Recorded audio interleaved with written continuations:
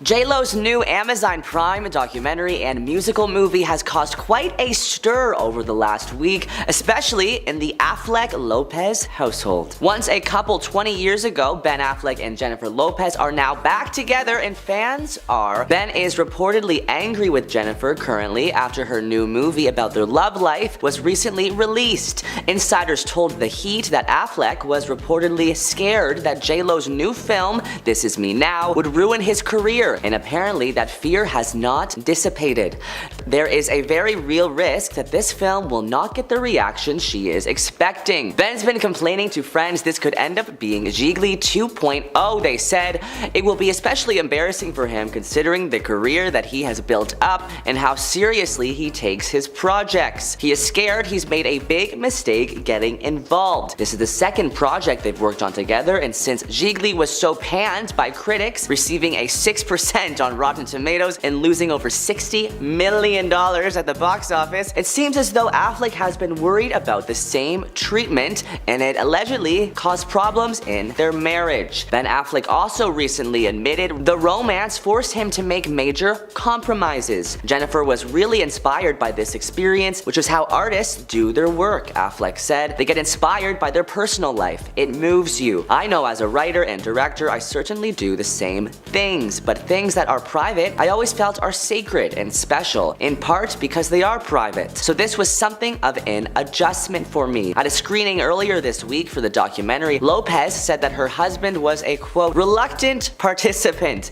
in the whole thing. According to People, she told the audience during a Q&A session, the other scary part was that I was bringing into it my husband, who was kind of the reluctant participant and a silent participant and all. Affleck still admits his hesitancy with having the spotlight on their relationship. It's the first time that she's done something as an artistic form of expression that was purely for the sake of what she had to express. It was about bringing out the things she felt inside that she just wanted to say, Affleck said. And I don't really love being in the making of a documentary about my personal life, which is why I'm so relieved that it's not really, and it seems like I might be in this, but not really. I was worrying for no reason.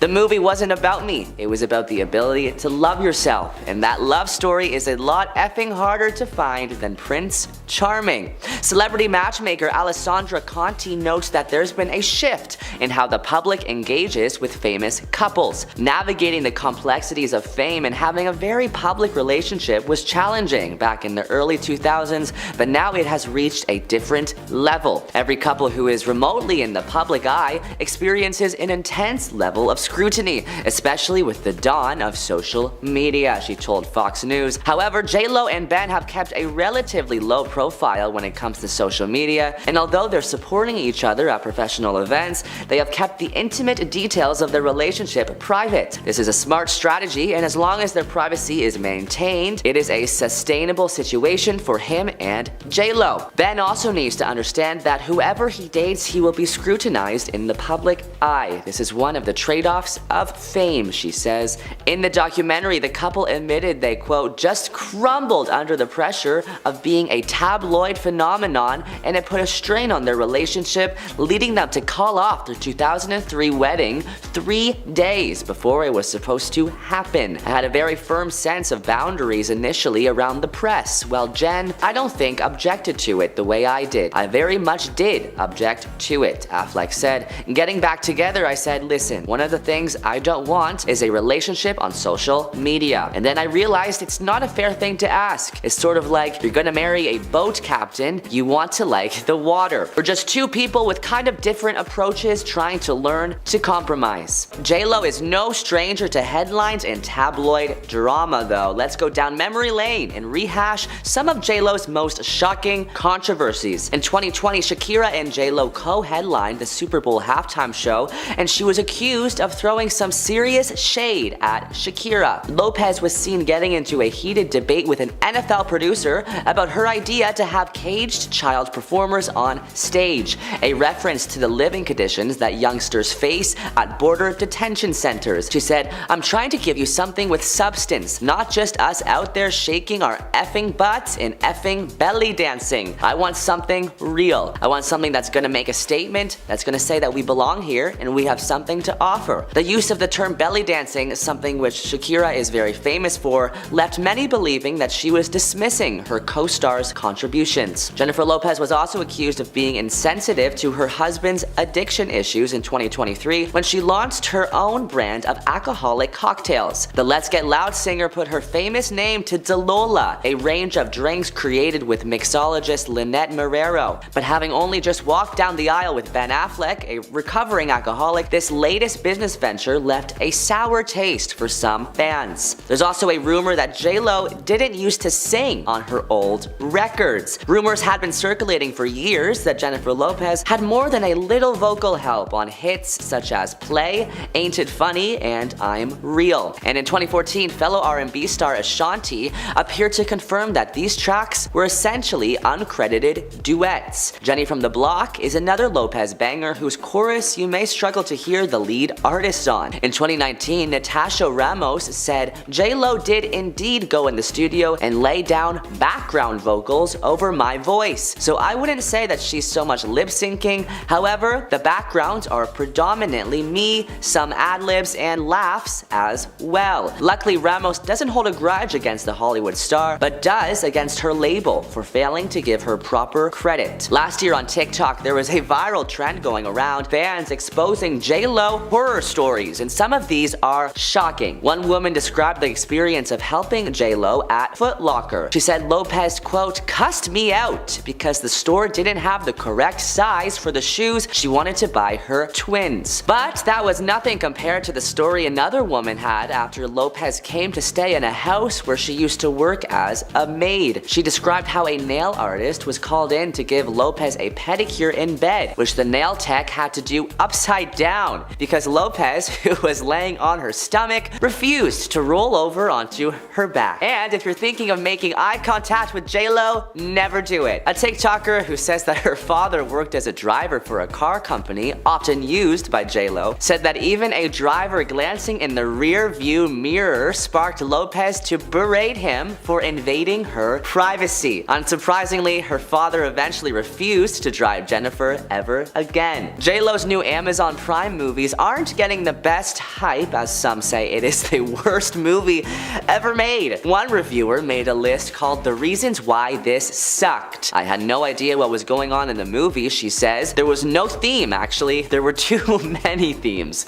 There were so many talented artists in the movie who were used more as props. They should have had a bigger role. She goes on to say, this movie seems like an ode to herself for nailing down a man, Ben Affleck. It's not really about love. This is a movie about conquering a man. She's basically telling everybody that the other relationships that her and Ben had were just filler until they could be together again. Her kids and Ben kids are going to be watching this. Do they really need to know how much she loves sleeping with their dad? We all know it's not her voice singing those songs, and then she continues by saying, and if it is, auto-tune should get a lot of the credit. She is narcissistic, over the top, and way too in love with herself. For people clicking more than 2 stars, did you actually watch it, or are you just clicking on 5 stars because you love this ego maniac? Yikes.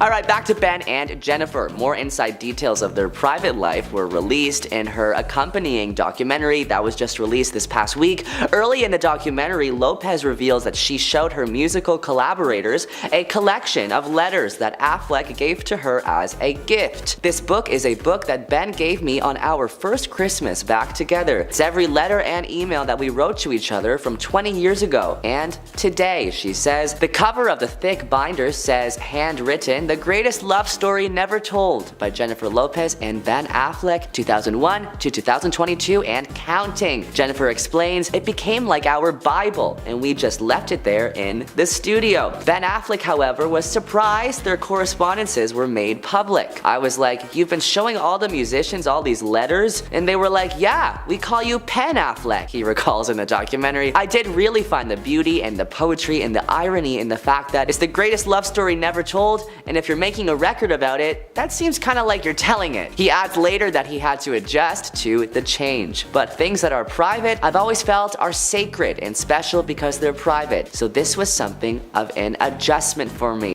J.Lo is apparently trying to take half of Ben Affleck's net worth, even though she has double the money he has. Now, the pair have been going through a rough patch the last couple of months with rumors of them divorcing. It's said that Ben hates J.Lo, and listen, we can't blame him. Now, recently it's been revealed that J.Lo is trying to take half of Ben's fortune. Jen and Ben are living separately now that their shared mansion in Beverly Hills is back on the market. Ben, who's starring in The Accountant 2, is renting a place in Brentwood near his ex-wife, Jennifer Garner, and their kids. Meanwhile, Jen is staying in her LA home with her children Max and Emmy. According to a source from Radar Online, J.Lo wants half of Ben's nearly $150 million fortune, even though she herself has much more, which is about $400 million. The insider alleges that J.Lo, who recently canceled her expensive Los Angeles residency, took on the majority of the financial responsibility. Now, they depict Ben as a huge cheapskate who constantly complained about J.Lo's spending habits. Now, apparently, to avoid his grumbling, Jen covered most expenses to maintain their luxurious lifestyle. One of the little-known secrets is that Jennifer paid for much of their marital expenses, and now she feels he owes her, the source claimed. She's adding up all those private jet bills she put on her plastic, the hotels and meals, clothes, coffee runs, gas. The high cost of living was done on her dime. She paid the lion's share for that $60 million mansion they bought, too, they added. Ben took so much money out of her, at least that's what she's saying. Now, she can take some money from him if she wants, because they didn't get a prenup, which is a big mistake. Now, OK Magazine said that when the pair wedded in Las Vegas, they didn't tie up their assets. According to a source, Jen's love for Ben was so unconditional at the time that she didn't see a prenup as necessary. Now, rumor has it that wasn't the case in the first phase of their relationship. When the pair first came together, a prenup was allegedly on the table. It was claimed that their original prenup not only protected their assets, but protected the relationship from infidelity. Now, the contract stated that the pair were able to keep both of their money, except if Ben cheated. If he stepped out, it would effectively nullify their prenup, putting his fortune at risk. But the two never made it to the altar, so the alleged prenup never had to take effect. But now I'm sure that Ben is wishing there was one right now. A source said Jen and Ben have been living separate lives but have not officially separated yet about Benifer's relationship status. At this point, they're just doing their own thing. They went into their relationship very optimistic that things could change, but they haven't. Now, one of the biggest reasons for their breakup in the early 2000s was the media attention. Now, history has repeated itself because it seems to be one of the reasons why this relationship isn't working out and why Ben resents Jennifer. Ben likes his privacy, while Jen likes to go all out and show it off to the world.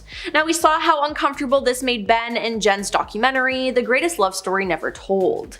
When Ben pops up in the doc, it's often to express concern that his private love story is becoming used for something he didn't particularly want. Now, the doc is actually named after a scrapbook that Ben gifted Jennifer for Christmas in 2021, stacked with every letter and email they'd written to each other over the last 20 years. Now, Jennifer showed the book to her producers and songwriters on the first day of making her new album without asking or telling Ben. Now, this revelation comes within the first 5 minutes of the doc, and right out of the gate, Ben isn't shy about his discomfort. He's shocked that Jennifer would share something so personal with her collaborators, and now, of course, with the world. Ben chalked it up to artistic inspiration and said that J.Lo's style was just an adjustment for him. He said, "When Jen and I broke up before, the catalyst for that was this massive amount of scrutiny around our private life. I had a very firm sense of boundaries around the press, while Jen, I don't think, objected to it the way I did." Still though, he was optimistic this time around, and for a while, Ben got swept up in it. But her obsession with the limelight and the need to parade their love all around didn't really sit right with Ben after a while. Not to mention that Jennifer exposed his private love letters to her. Now, later in the documentary, Jen acknowledged that she's aware of Ben's discomfort, but didn't seem willing to do much to improve things for him. "I don't think Ben is very comfortable with me doing all of this," she said. "But he loves me, he knows I'm an artist, and he's gonna support me in every way he can because he knows you can't stop me from making my music." Now, it seems like Jen doesn't really want to change her ways, which is why their relationship ended in the first place. Now, Jen and Ben first met on the set of the 2003 rom-com Geely. Now, at the time, JLo was still married to her second husband, her dancer Chris Judd, and JLo and Ben then went public with their relationship soon after her divorce from Chris. In November 2002, JLo confirmed that they were engaged in an interview with Diane Sawyer. "It's the most magnificent thing I've ever seen," she said of the 6.1 carat pink diamond from Harry Winston that Ben gave her. Now, the ring reportedly cost him $2.5 million. Then, in September 2003 though, they postponed their wedding. 2 days before the two were set to officially tie the knot, they released a joint statement announcing the ceremony's postponement. They said, "Due to the excessive media attention surrounding our wedding, we have decided to postpone the date. When we found ourselves seriously contemplating hiring 3 separate decoy brides at 3 different locations, we realized that something was awry. We began to feel that the spirit of what should have been the happiest day of our lives could be compromised. We felt what should have been a joyful and sacred day could be spoiled for us, our families, and our friends." Then, on January 22nd, 2024, the two ended their engagement. JLo confirmed the sad news through her spokesperson. "I'm confirming the report that Jennifer Lopez has ended her engagement to Ben Affleck," the statement said at the time. "At this difficult time, we ask you to respect her privacy." Now, not to mention, right now, JLo is posting cryptic things to her social media accounts, which just has more people talking and speculating. Now, she liked a post that raised some eyebrows, as the post in question reads, "You cannot build a healthy relationship with somebody who, among other things, lacks integrity and emotional safety, doesn't respect your time, doesn't think it's important to call text back in a respectable time frame, lacks effective communication skills, and doesn't know who they are or what they want." Now, if she liked this in relation to Ben, that's not the best thing, and I understand why they would be going through marital troubles. Then there was the fact that she celebrated the anniversary of her Spanish song Cambia El Paso. While the song was released 3 years ago in 2021, the lyrics seemingly hold a deeper meaning now given the current state of her relationship with Ben. On Sunday, Jennifer shared a clip from the track's music video on Instagram while singing about a man who's undeserving of her love. "She knows that, the intro begins, before launching into the first verse that reads, "Her life is better now without him, she knows that her hips don't fail her, she doesn't need anyone to be well, she doesn't fail, she doesn't fail." Yeah, the timing of that post is a little bit suspicious. Now, not to mention that it's been leaked that JLo has some truly insane rules that she makes Ben follow. Now, Ben has been open about his addiction to alcohol, as he first checked into a rehab facility in 2001, completing a 30-day residential rehabilitation program. He has sought treatment for alcoholism on several occasions in the years since, getting professional help in 2008, 2017, and again in 2018 after his divorce from Jennifer Garner was finalized. Now, he briefly relapsed in 2019, but said he wouldn't let it derail him, admitting, "It happens, it's a slip." Now, that same year, the actor acknowledged that being an alcoholic is something that he deals with on a daily basis. It's become unfortunately common for fans to speculate about his health, particularly after he married Jennifer Lopez. Now, for example, a clip of Jennifer and Ben having a seemingly tense conversation at the premiere of her movie Shotgun Wedding went viral in January after fans suspected that the pair were arguing over Ben's drinking, as Jen demanded to take a sip of his drink. Now, it appears that she didn't trust him, which I'm sure Ben didn't like. Now, also, female flight attendants are reportedly banned from her private planes. Now, according to reports, Jennifer was so angry after finding out her then husband Mark Anthony had an alleged fling with a flight attendant that she banned women from working on her private planes. She hates flight attendants because her ex-husband Mark Anthony had an affair with one when they were married, an anonymous source revealed. Now, several corporate flight attendants came forward and revealed that Jennifer does not allow female associates to work on their flights. JLo won't let a female flight attendant work. She brings her own male flight attendant, who is not a flight attendant but a personal assistant. Now, it was also reported that JLo demanded course 4 times a week from her husband, and Ben denied this and her other rules in a Vanity Fair interview, saying, "You can't legislate behavior, you've got to believe in the person and believe you can meet the challenges you face. Neither of us are stupid or naive. It would be nice if you could have the rules, but you just can't write it down," he explained. aka J-Lo's sabotage startup. For those out of the loop, Mariah Carey's the ex-wife of former Sony chairman Tommy Antola, and they had a contentious divorce, during which J-Lo was a rookie newly signed to the label. She was young, she was pretty, and she was absolutely desperate, so Mottola used J-Lo as his pawn against Mariah. Mottola tried to sabotage Carey's Glitter soundtrack, and to quote Mariah herself after hearing my new song using the same sample I used, Sony rushed to make a single for another female entertainer on their label whom I don't know. A reference, of course, to the famous quote Mariah had made about J-Lo years prior. Carey knows that she got the last laugh, however. To quote all of that, Loverboy ended up being the best-selling single of 2001 in the United States. Mottola, however, did find success in damaging Mariah's career and exasperating J-Lo's in the process. By feeding her successful samples and lyrics for her to repurpose, it worked so well that J-Lo just kept stealing from other artists. It's part of the reason she's so hated. She profited heavily off of black underground artists, either by literally using their vocals or by taking and rewriting their songs with slightly differing lyrics. Said artists were Shante Moore, Christina Milian, Usher, Mariah Carey, and of course Ashanti, the biggest victim of J-Lo's music theft. She stole from all of those artists and more, and sometimes not even just once. Her history of profiting off of black artists and music is well known and extremely problematic. In fact, it got so bad, artists would start leaking their own music so J-Lo couldn't steal it. No artist wants to work with someone who can only be titled an artist themselves because they steal from others, especially if they're massively egotistical about it. Because J-Lo in her mind is a mastercraft. She's the world's best dancer. She's the world's best actress and singer and performer.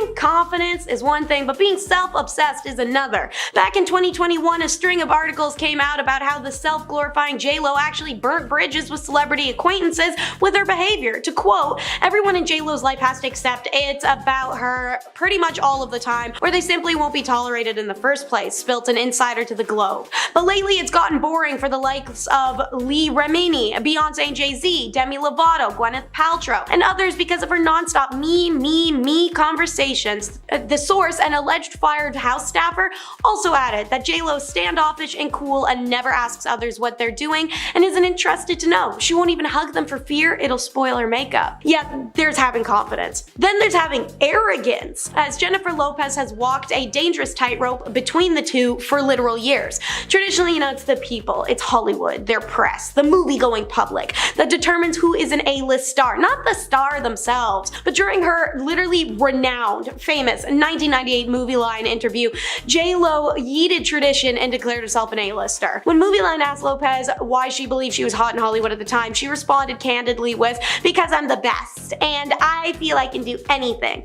Because I'm the best? Having too much belief in your own abilities inevitably gets under the skin of colleagues and viewers alike. Lopez even then went on to claim that she had something called the stardom glow, but not everyone saw it that way. Sure, 1998 was a good year for her, veteran film critic Roger Ebert even praising J-Lo for the Selena biopic, but praises like that went right to Lopez's head before she fell off in 2003. Despite that, J-Lo ultimately isn't a horrific actress, but she isn't a great one either. So, how does she still land roles evidently not made for her? Flirty fishing.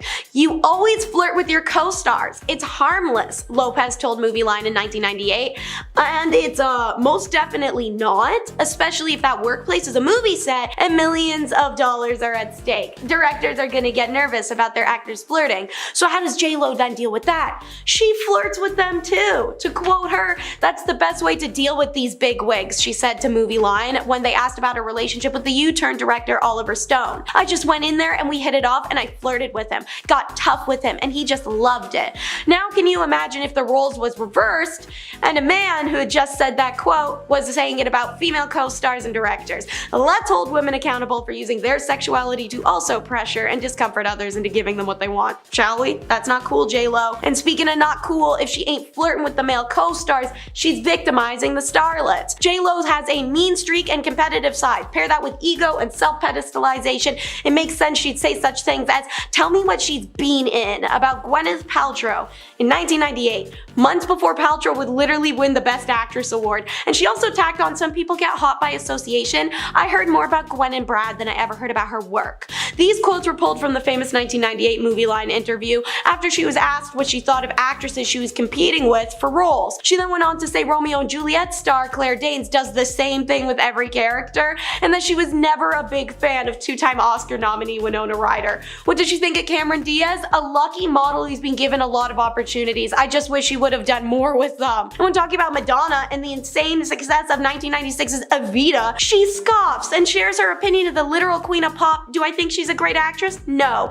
Acting's what I do, so I'm harder on people when they say, "Oh, I can do that, I can act." I'm like, hey, don't spit on my craft. Your craft, J-Lo? Bit of a stretch for someone who bit the hand that fed her. And I'm talking about Rosie Perez, because J-Lo wouldn't have a career without her. Perez was the choreographer at an open casting call for In Living Color in 1991. While the show's creator called J-Lo a chubby and corny looking girl, Rosie saw potential in her dancing and was adamant they give her a chance. But then writes in her autobiography that soon all of the girls are coming into my office complaining about how J-Lo was manipulating wardrobe, makeup, and me all to her advantage. Perez then added when she confronted Lopez, she reacted like, quote, some ghetto biatch, screaming and pounding her chest and yelling at Perez, "I know I'm good, I'm better than any of these girls and you know it." Lopez leaves In Living Color just after 2 seasons, but once she makes it big in Hollywood, she went on a smear campaign and making disparaging comments about Perez, who she owes her career to. Stories like this make it obvious that J-Lo treats people pretty poorly, which means that her staff has it tough. Be prepared to be on call 24/7 to cater to her every women need. And unless you are one or two of the staff who are very senior, don't even expect her to acknowledge you. One staff member said it was like working for a ghost. In 2022, amid a TikTok storm of fans sharing negative encounters with Lopez, TikTok user Kyla shares how her father worked for a driving company and he refused to drive for J-Lo after learning what the rules are for it. She doesn't allow the drivers to look at her or talk to her. They're not allowed to let her luggage touch the ground, and even if the driver looks in the rearview window, they could be subjected to a scolding. That's believable since a woman on Quora, Emily Watford, shared her experience working in a concert arena and literally watching a doorman get fired for making eye contact with J-Lo. According to Today Mag, J-Lo requires her nannies to work grueling hours every day of the week. Quote, normally people who have huge sums of money and have loads of professional and social obligations hire a nanny for each child, especially newborns. But it's as if Jennifer expects one nanny to not only take care of both twins, but to work 16-hour days, 7 days a week, as told to the National Enquirer. Really, just pity anyone like a maid or an airline attendant that comes within her orbit. I mean, she's going to ignore you as rudely as possible. Take the United Airlines first class attendant who merely asked J-Lo what she would like to drink. To quote him, Jennifer refused to even acknowledge me. She turned her head away and told her personal assistant, please tell him I'd like a Diet Coke and lime.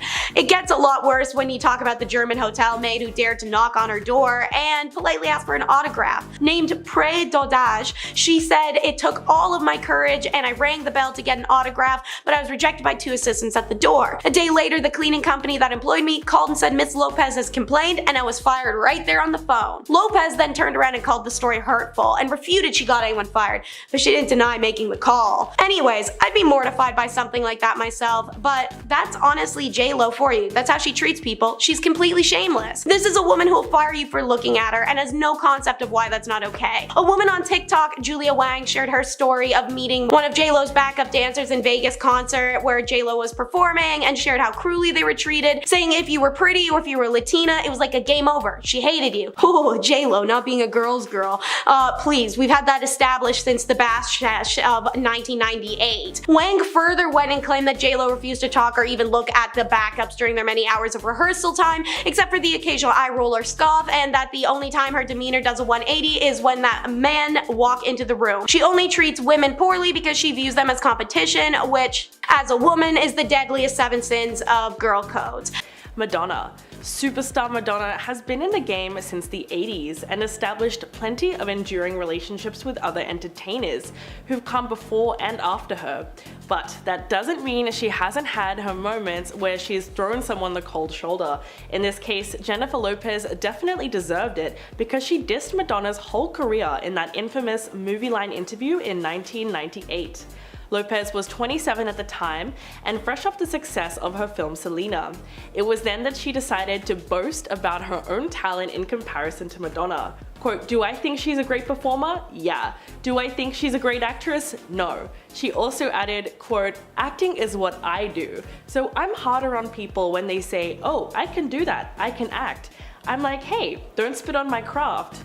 Those comments were pretty bad considering that Madonna has been a star for a lot longer than J-Lo, and at the time of the interview, there was almost no comparison between them. It seems like Madonna held on to those remarks for quite some time, because in 2009, she went on David Letterman and implied that Lopez tries to copy her by studying her looks on stage.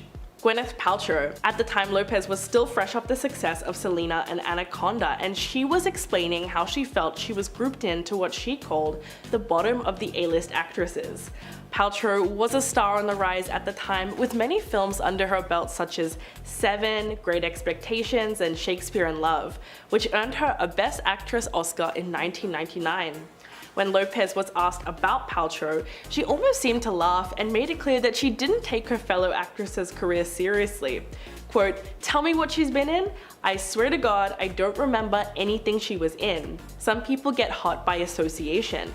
I heard more about her and Brad Pitt than I ever heard about her work. If you have the goods, there's nothing to be afraid of. If somebody doesn't have the goods, they're insecure. I don't have that problem."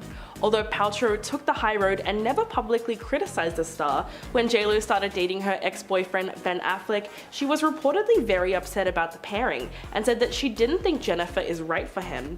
It's easy to see why she felt that way. Scott Barnes. If you want to see just how long Lopez can hold a grudge, just ask celebrity makeup artist Scott Barnes, who's worked for her for the past 20 years. It's important to note that not all of J-Lo's feuds and shade throwing has been directed towards the rich and famous. The star essentially banished her longtime makeup artist Scott Barnes after rumors surfaced that someone had leaked info to the press about her and Mark Anthony's secret marriage ceremony.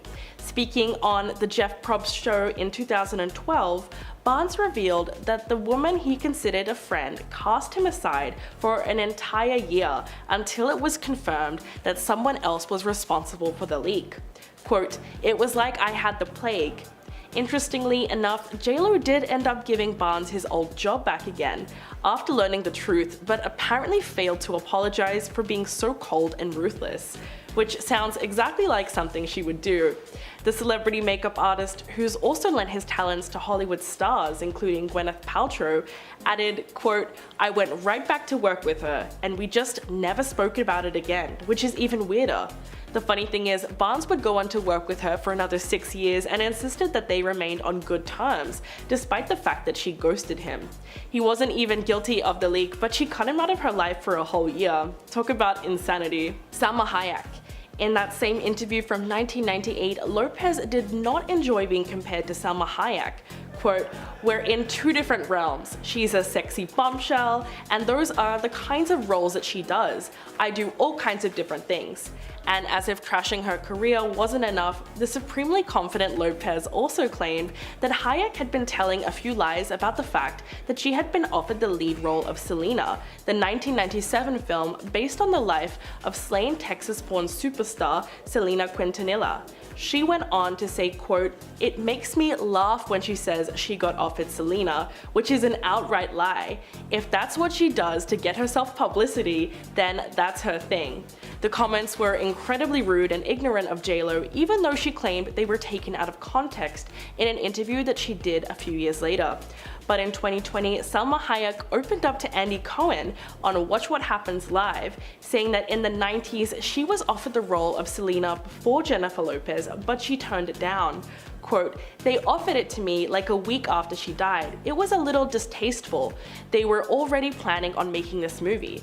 So it goes to show you how gracious Salma Hayek is because she wanted to be respectful to Selena's passing. Ashanti. While Jennifer Lopez has landed herself several platinum-selling hits since her rise to fame with her debut album, she is no stranger to causing controversy regarding how she ends up getting her songs.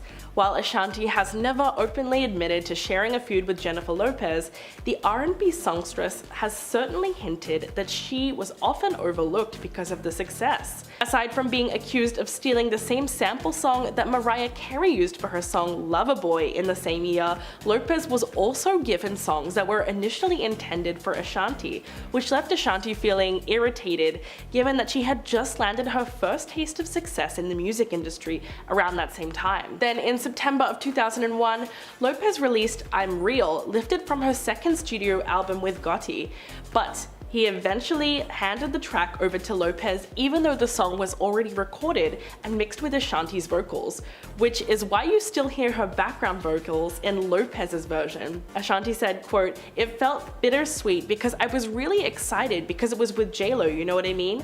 But I was so mad at Irv because I was like, you know I wanted that record." The whole situation between the two stars always seems bizarre and unfair, and many people believe that J-Lo outright stole Ashanti's vocals and passed them off as her own. Usher. J-Lo and Usher had a pretty big feud in 2005 over alleged music theft. The star had been accused of stealing or borrowing background tracks and vocals from other artists for years, and Usher had something to say about this. He claimed that his R&B rival stole a song that he cast aside while recording the hugely successful album Confessions. Usher said that J-Lo's single Get Right is actually a re-recorded version of Ride, a song that he co-wrote last year, which was only available online. When asked about the whole ordeal, the then 26-year-old said, quote, "I hate it, but I'd better get some of the publishing rights or else. I didn't put it on my album because I couldn't get it right, but I didn't expect J-Lo to just take it." In fact, this whole situation was partly due to producer Rich Harrison, who co-wrote the track with Usher and later decided to use it during recording sessions for J-Lo's upcoming album Rebirth, using the exact same vocal pattern. So J-Lo's song Get Right is actually a reworking of a beat Usher had created for his own album. When he scrapped his song Ride, parts of it made it into Jennifer's track and created one of the biggest dance floor hits ever. At least Usher was vocal about it, and as a result chose not to work with J-Lo for several years following. Howard Stern. The controversial radio host Howard Stern is J-Lo's biggest critic and just doesn't understand her appeal. He said so himself on his super popular radio show. Not only isn't he a fan of her music, but Stern has publicly claimed that Jennifer's been rude to him on multiple occasions, despite his friendship with people close to her, saying that he does not respect her stuck-up attitude. One of the main reasons why Lopez will never go on the Howard Stern show is because he has attacked everything from her career choices to her appearance. Both were judges on America's Got Talent at the same time, and in a red carpet interview with HLN in 2012, he said that Jennifer Lopez was more interested in promoting her career than being a proper judge. Quote, "It helped her career. She got very far. She suddenly got back on the charts and the show was good for her, and it became more about J-Lo." In 2016, Howard compared J-Lo's music to that of a homeless woman who sang a nonsensical song, and as a prank, Howard's staff took the song to pedestrians on the street and tried to pass it off as her latest hit. One of the harshest things he's ever said though was during an interview with J-Lo's ex P. Diddy, where he slammed her looks by claiming that Diddy got out at the right time due to her aging. Eva Mendes.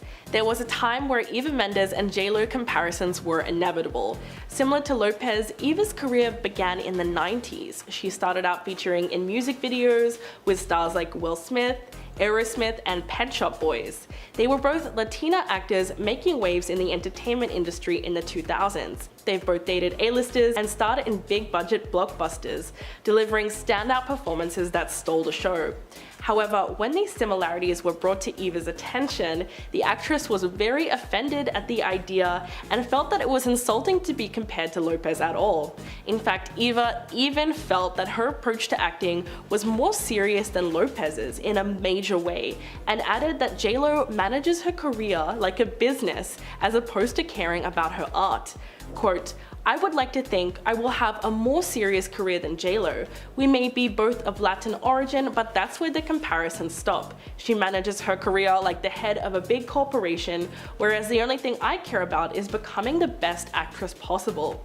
While Mendes has made it clear that she never respected JLo's career, at least her comments don't sound too personal and were probably made because she was just sick and tired of constantly being compared to the other Latina actress. At number 10, we have 7 limousines. Starting off strong with her gigantic and expensive entourage to walk 3 city blocks. Apparently, she was staying at the Metropolitan when she decided to walk to the Dorchester restaurant, which was 3 blocks away. Instead of having her personalized bodyguards or a small group of people to keep her safe, she insisted she hire 7 limos so she could travel the 200 yards from point A to point B without being bothered. Afterwards, she claimed that exercise and working out is something that makes her the happiest in life. Like walking 200 yards with a full entourage is truly exercising.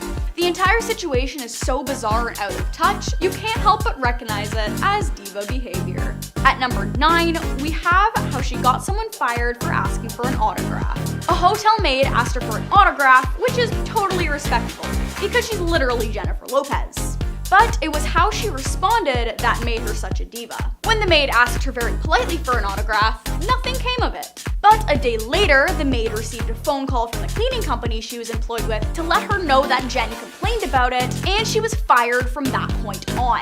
What makes the situation worse is that the hotel tried to deny it happening to maintain its image. Not only is it shady, but the maid risked it all for little reward. Who would think that Jenny from the block would be such a princess about a fan? At number 8, we have the diamond-encrusted headphones. It makes sense to have sound-canceling headphones with you, especially when you have sensitive ears. But when they're entirely diamond-encrusted and worth almost $6,000, it's too much. One of the more infamous moments she wore the headphones was when she was showing up to the World Music Awards on her personal speedboat. And it wasn't just personalized to her, it was completely custom made, with custom love seats that were faux leather and champagne coolers. But because the boat on the water was just too loud, she had the noise canceling headphones. And like I mentioned before, they were entirely diamond encrusted. Like regular headphones just weren't enough. At number 7, we have how she won't respond to her flight attendants. She has her own private jet with her own personal flight attendants, and she wouldn't even make conversation with them. It was in 2012 when she was in hot water for it because one of her flight attendants came forward saying that she was ghosting her. The attendant in question came up to her and a few of her guests and asked if she wanted anything to drink. Jen looked at her, turned her head away from her, and told her personal assistant to tell the attendant that she would like a Diet Coke with a lime. Obviously, this is jaw-dropping behavior for anyone, even if it is on par for Jen.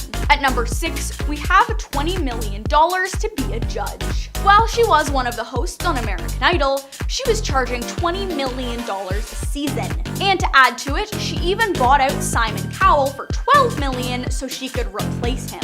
And to prove how much of a diva she really is, her appearance alone rejuvenated the show, so they were willing to cough up the big bucks just to keep her. She wouldn't just judge people on their talent though, she would often judge people on how they smelled. But according to her, at least she didn't judge people on how they looked. Like that's any better. At number 5, we have how the construction crew was not allowed to make eye contact with her. It makes sense when one person's staring too aggressively or with weird intentions. But when it's a huge group of people, it's a little excessive, even for diva behavior. She'd hired a crew to refurbish her mansion home, and if she was around them, they were not allowed to make eye contact with her, and they weren't allowed to speak to her at all either. But that's not all. A lot of her previous helpers said the same thing, like her drivers and other caretakers. She actually ended up selling that home for $27 million and bought a new one the same year for $40 million. At number 4, we have how she wouldn't shoot a commercial where she grew up. We know from her song Jenny from the Block that she grew up rough, and she makes it a point to share her story of triumph and overcoming the odds. But when she refused to film in the Bronx, people were taken aback. She makes it a point to seem like she still has strong connections to her roots there, but refuses to film there. It could definitely be for her own safety, but if she was so deeply connected, you would think she'd want to go back. She was actually filming a Fiat commercial, and they wanted to tap into that part of her, but she would only film in LA, and they required a body double to film the scenes that were in the Bronx. I suppose no matter how deep your roots go, fame overcomes that. At number 3, we have her very specific food demands. We know that the diva makes very specific demands, and that doesn't stop when it comes to food or drink. When she was touring back in 2010, she required a completely white room with top to bottom furniture and everything all in white. She also required no catering in the actual room aside from the drinks, which included, but were not limited to, room temperature refrigerated Gatorade, Coca-Cola regular and diet, a lemon wedge with smart water specifically, fruit punch, and plain M&Ms. If they weren't plain, she'd freak out. Also, if she was going to receive a piece of apple pie, it had to be a la mode, or else she'd flip her lid as well. As if it wasn't hard enough to keep her happy, any food catering was to be left outside the door by the person bringing it. Another insane food demand occurs is that when she orders breakfast at a hotel, it needs to be piping hot no matter when she arrives or when it arrives to her room. And if it's not, she'll throw a fit. But it's not just a regular order either. It's scrambled eggs, bacon, pancakes, and the rest of the 9 yards. At number 2, we have her specific relationship requests. If you want to be with her, you've got to jump through hoops to prove you're worth the position.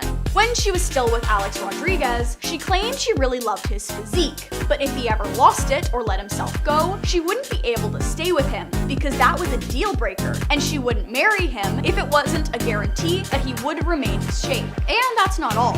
She also said that if they were going to be together, he was banned from speaking to any woman under the age of 40, in case he tried to get any ideas. She was 49 at that time, and him having a conversation with someone younger than her made her jealous and uncomfortable. And last but not least, at number 1, we have how she claims she isn't a diva. You know you've become fully out of touch when you do everything on this list and still claim you aren't a diva. She says she doesn't deserve the title of being a diva because she doesn't feel like she is, which makes next to no sense. But her support for that claim is that she worked very hard to get where she is and that she's still a hardworking person, because a hardworking person absolutely can't be a diva, with her private jet and her 7 limos and her diamond-encrusted headphones.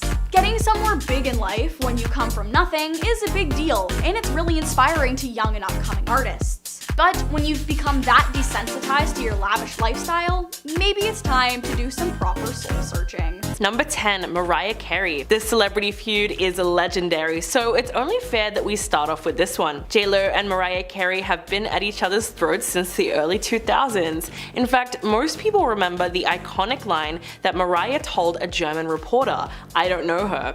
Although it sounds hilarious, Mariah has maintained her negative opinion of J-Lo all these years.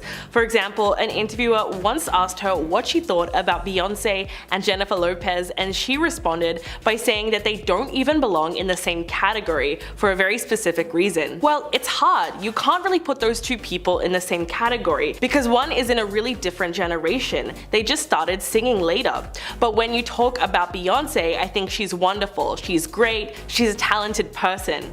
But it seemed that she forgot to compliment J-Lo as well. A few years later, Carey spoke to Andy Cohen and doubled down on her comments. Quote, "I don't know her, what am I supposed to say? It looks like it'll take a miracle for these two iconic performers to ever be on good terms." Number 9, Rihanna. There are several celebrities who can't stand Jennifer Lopez, but one of the biggest critics of the iconic singer is Rihanna. These two former best friends had a serious falling out in 2016 for the oldest reason in the book. They were fighting over the same guy. Before the feud began, Rihanna and J-Lo were friendly to each other and had no reason for animosity. But trouble started brewing right after Rihanna and Drake broke up. They had a summer fling that same year, which was pretty casual, but it definitely still counted. Girl code was broken when J-Lo started getting close with Drake almost immediately after. But the feud really became public when Jennifer posted a photo of her and Drake hanging out backstage at her show in Las Vegas with the caption #LoveHim. In fact, the two were even spotted hugging, and fans quickly realized that something very shady was happening. An inside source close to the star said that Riri felt like she had suffered the ultimate betrayal and called Jennifer's behavior desperate. It must must have been accurate because in December of 2016, she suddenly unfollowed Lopez on Instagram. Number 8. Gloria Estefan.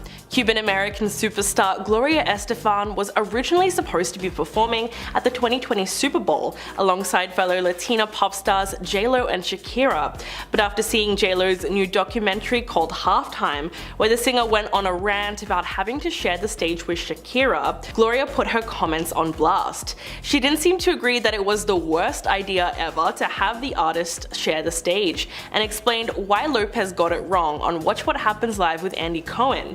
Quote, "Look, this is the bottom line. You have very little time, like 12 minutes or something, to get things on and off the set. So could you do it with one person? Yes. But I think they wanted to throw a Miami and Latin extravaganza, and they tried to pack it in as much as possible." The Grammy Award winner also confirmed that she chose not to participate for a reason, seeing as J-Lo got so worked up about having 2 people perform.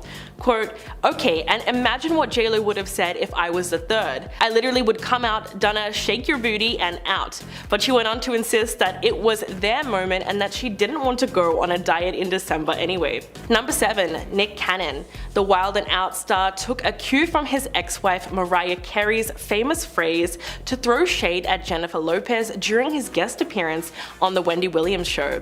While discussing Hollywood crushes during the Hot Topic segment, the 41-year-old first named Carey, his ex-wife and mother to their 2 twins, Moroccan and Monroe.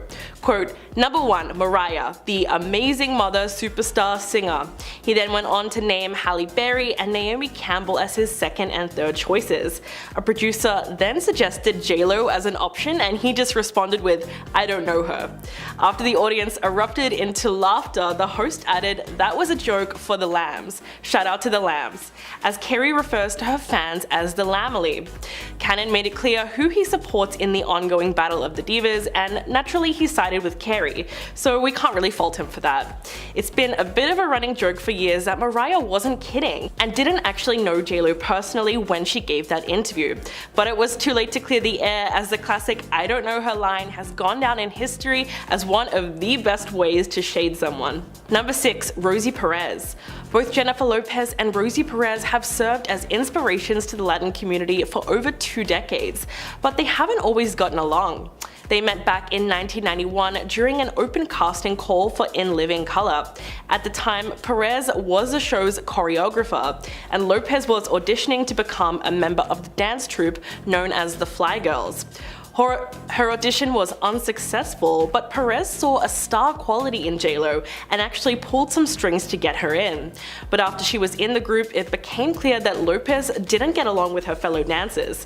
According to Perez, she was labeled as a diva right away. "All of the girls were coming into my office and complaining how she was manipulating wardrobe, makeup, and me, all to her advantage." Perez said that at first she didn't believe it, but then J-Lo screamed at her saying, "I know I'm good, I'm better than any of these girls and you know it."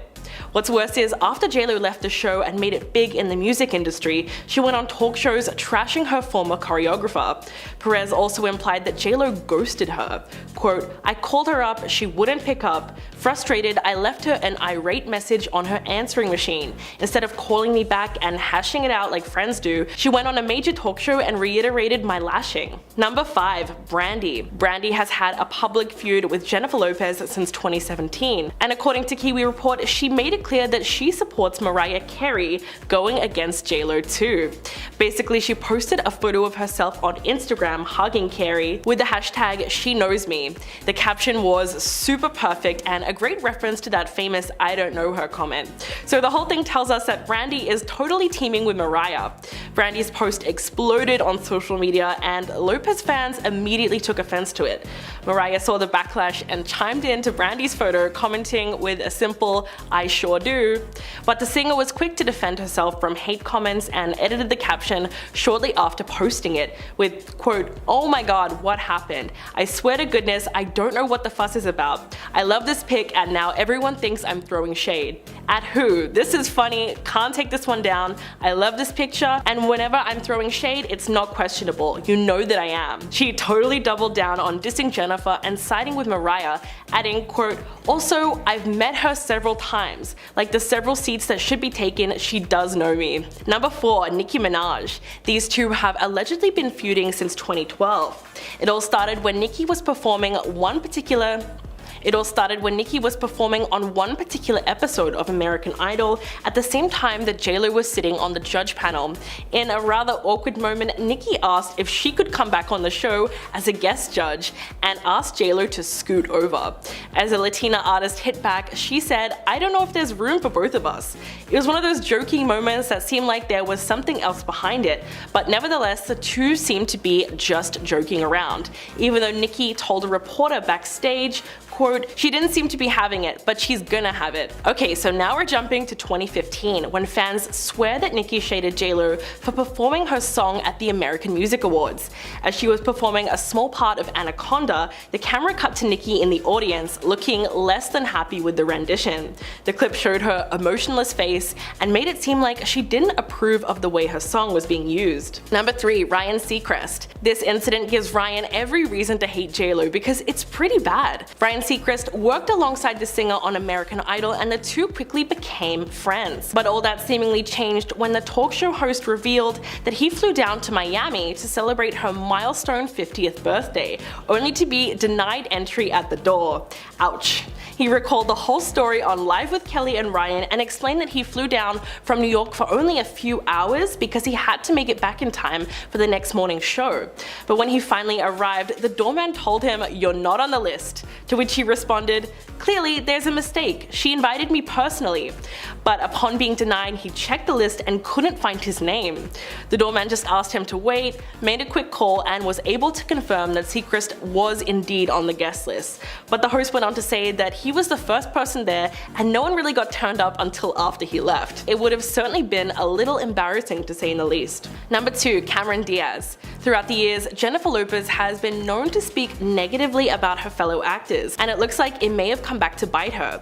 During an interview in the late 90s, JLo explained that Cameron Diaz was just a lucky model who was given opportunities. She did mention that Diaz can be good when directed, but Lopez's past comments about Cameron's career allegedly made things super awkward between them when they both had to buckle down and work together in the 2012 comedy What to Expect When You're Expecting.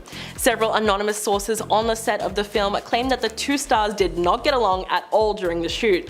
In fact, it was reported that Cameron said the singer was a nightmare to work with. Quote, she even said that Jen should stick to her day job, meaning American Idol and singing.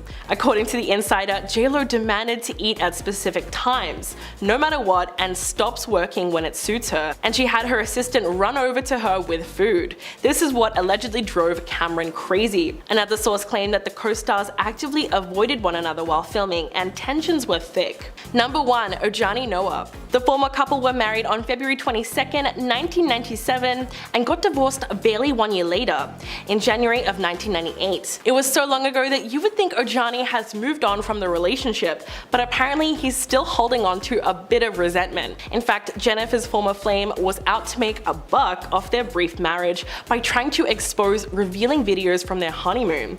Ojani was even hauled into court after he started planning a tell-all movie based on the revealing home footage called How I Married Jennifer Lopez, the JLo and Ojani Noah story. The result? Well, she sued him for a whopping $10 million and demanded a permanent court order blocking her ex from making any videos public. Ojani also threatened to write a tell-all book unless he was paid $5 million by the singer. His unpublished book alleges that JLo had multiple affairs, including one with Mark Anthony, during the 11 months that they were married. But a judge was not having it and awarded her $545,000 in damages and quashed the book, ruling that it violated a 2004 deal not to publish details of their relationship. Her team calls the movie an outrageous attempt to make money and received substantial compensation.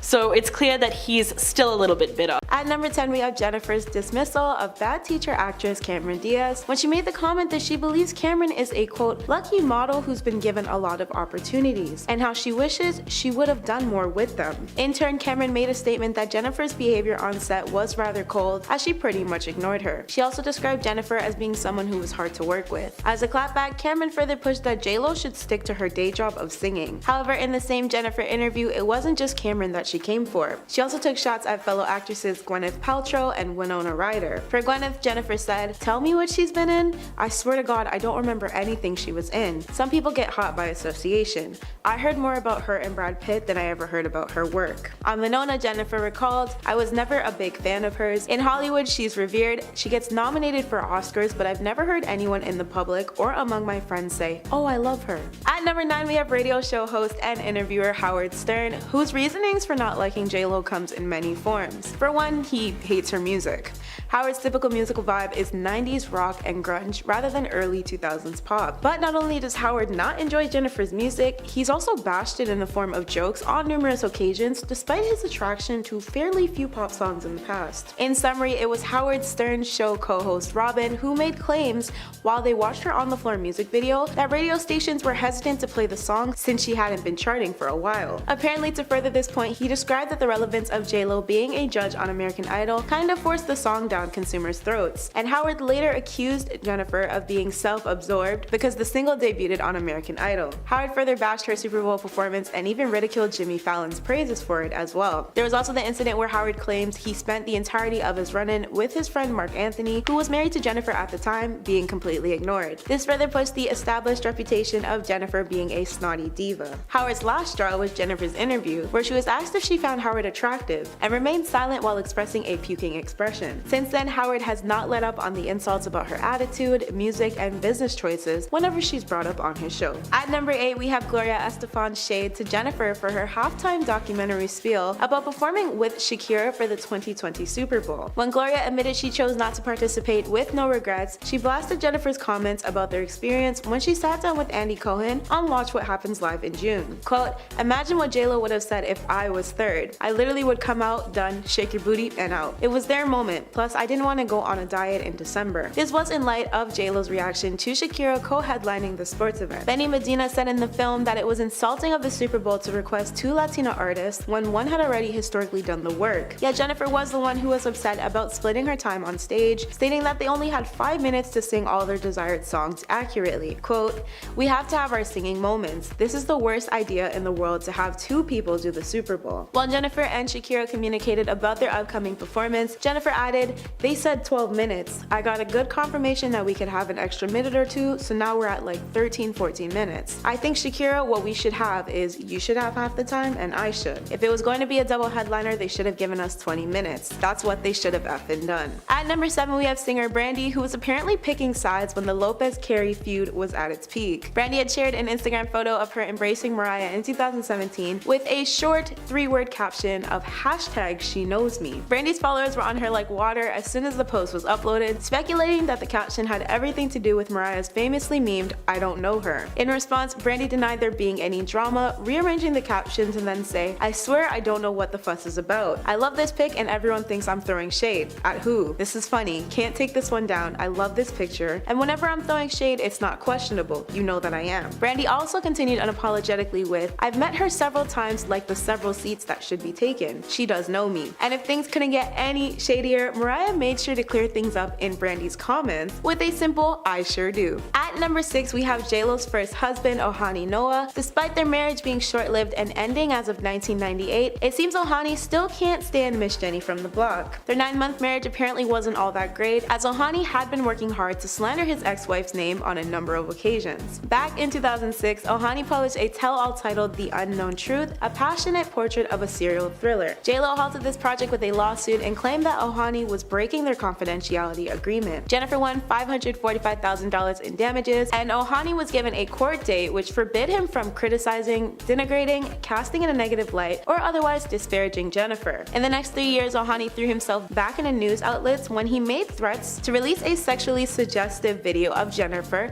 that was filmed during their honeymoon and resulted in another $10 million lawsuit. In 2016, his appearance on $1 Million Matchmaker saw Ohani claiming he loaded the blame on Jennifer for their split, it and how he was looking forward to spending a lifetime with her before she chose her career over him. At number 5, we have former NBC World of Dance TV host and mentor Jenna Dewan, who sat on the panel with then executive producer Benifer. Although the two dancers and celebrities seemed fine during the 2017 reality dance competition tapings, their animosity behind the scenes apparently ran deep. An unnamed outlet source once stated on Jenna's behalf that Jenna, quote, can't stand Jen's over-the-top theatrical fakery, adding that Jen never fails to ham it up when the cameras are rolling and she hijacks the show. It seems she'd prefer if Jenna just stayed in the background. Every situation, even off camera, is micromanaged by J-Lo, and Jenna feels very excluded. This alleged feud seemed to be squashed fairly quickly though when Gossip Cop reached out to a show producer and one of Jenna's reps and was informed that the reported beef was misleading. However, given Jennifer's past, can we really be sure of this? At number 4, we have actress Rosie Perez. She and Jennifer apparently had lifelong ties with one another that seemed great on the outside. But both Puerto Rican dancers raised in New York have zero love for each other, according to Rosie's 2014 Handbook for an Unpredictable Life memoir. In it, Rosie discusses working on In Living Color with Jennifer in a wickedly horrible light. Quote, all the girls were coming into my office complaining how she was manipulating wardrobe, makeup, and me all to her advantage. Despite Jennifer dipping from ILC after 2 seasons, Rosie stuck with her words of Jennifer supposedly keeping the flame of their feud burning for years after they parted. The words on the pages of Rosie's book portrayed Jennifer to be a two-faced person who would crap on Rosie 1 minute but then act super sweet like nothing happened between them the next. At number 3, we have artist Rihanna, who seemed to be unimpressed by Jennifer after the star posted herself chilling with Rihanna's on-again off-again reported love interest Drake backstage at her 2016 Winter Vegas show. Naturally, Jennifer's snap captioned, "Look who rolled up at my show tonight to say hi, #LoveHim," sparked massive dating rumors. And it probably didn't help that Jennifer uploaded a follow-up pic of her and Drake bear hugging and looking overly comfortable snuggling up. While many were unconvinced about the headlines, Rihanna was seemingly not here for any of it, which is why she reportedly went on to dub Jennifer as a desperate traitor. According to an unnamed insider who spoke to Touch, Rihanna had felt like she experienced the ultimate betrayal by Jennifer, since they once had a tight-knit bond where Rihanna could seek solace in Jennifer for her relationship. Rihanna did not publicly address their rumored issues, however, she did seem to throw some shade when she suddenly hit the unfollow button on J-Lo's Insta. At number 2, we have Nicki and Jennifer's heated back and forth jabs that started with an exchange during a 2012 American Idol episode, where Nicki performed and Jennifer was a judge. When the female rapper completed her set, she boldly asked, "I was hoping maybe I could come back and be a guest judge. J-Lo, can you scoot over a bit?" To which Jennifer immediately quips, "I don't know if there's enough room for the both of us." Nicki seemed to hold on to that comment when she attempted to smooth things over back with The Hollywood Reporter, saying,